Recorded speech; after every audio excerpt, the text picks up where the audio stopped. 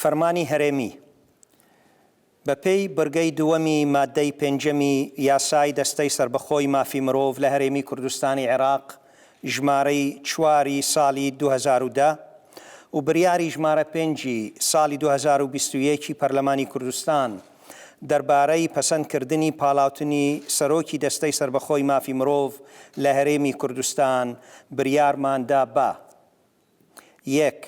دامەزراندنی بەڕێز مونا یوخەنە یاقۆ بە سەرۆکی دەستەی سربەخۆی مافی مرۆڤ لە هەرێمی کوردستان بە پلەی برێکاری وەزارەت. 2. ئەم فەرمانە لە ڕۆژی دەرچوونیەوە جێبەجێ دەکرێت.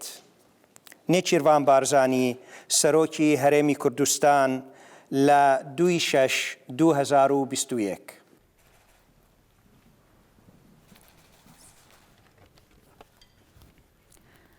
سوێند بە خودای مەزن دەخۆم کە ئەرکە یاسایی و پیشەیەکانم و بەڕاستگۆیی و ئەمانەت و دڵسۆزیەوە ئەنجام بدەم و سربەخۆیی و بێلایەنیەوە ئەو ئەرکانە ئەنجام بدەم کە لە بواری مافەکانی مرۆڤدا پێم دەست پێردرێ.